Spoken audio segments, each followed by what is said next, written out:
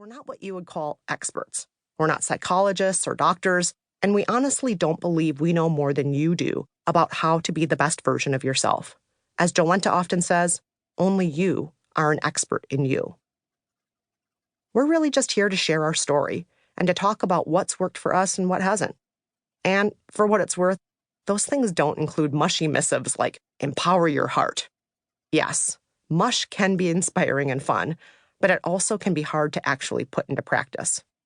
Thus, we'll be talking only about concrete steps we've taken. That means things you can try at home if that's really and truly what you want to do. But if you just want to laugh or shake your head as we recount how we've tortured ourselves in the name of betterment, that's also fine by us. You do you, and we'll do us. And now, this is what you should know about Jolenta. Jolenta, over to you. Thanks, Kristen. When I was a tender, mouth-breathing 5-year-old, I started kindergarten. On my first day, I brought with me a box of tissues. Each kindergartner was tasked with bringing in a box of tissues on the first day, and the boxes were supposed to live in our cubbies and be at our disposal for all our snot needs throughout the year. Come pickup time on my first day, my mother and my kindergarten teacher, Mrs. Marshall, watched in confusion as my tiny hands struggled to jam my tissue box back in my little neon pink backpack. I was clearly planning on taking my tissues home, while all around me, my classmates were leaving their tissues in their cubbies without giving them a second thought.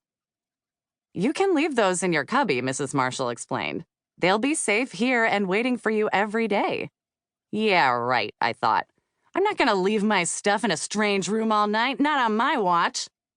I kept packing up and responded with a meek, "I'm okay," as I zipped up my bag and indicated I was ready to hit the road by pulling on my mom's coat. Mrs. Marshall and my mom exchanged amused glances and, through muffled laughter, concluded that I'd leave my tissues at school once I felt ready. This ritual continued every day.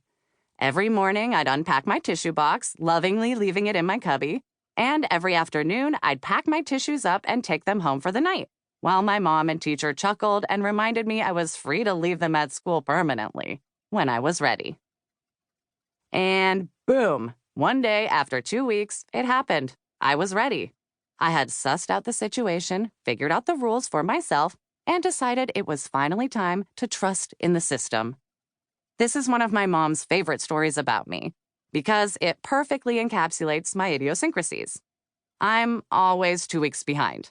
I'm always catching up on life. I'm always just a few beats behind all of life's prescribed normal milestones, getting to them a bit later than everyone else. Whether it's getting comfortable leaving my tissues at school, having my first kiss, falling in love, getting a real job, I'm always running behind. My proclivity for being 2 weeks behind in life has followed me for the past 30-odd years, and it's why I became obsessed with self-help. During my teenage years, I discovered that tons of people have written all sorts of rule books about how to live. I knew if I could read them all and implement all their rules, I could catch up to everyone else and finally stop worrying about being behind in life. As an adult, I dabbled in self-help, reading the occasional book and watching the occasional inspirational internet video.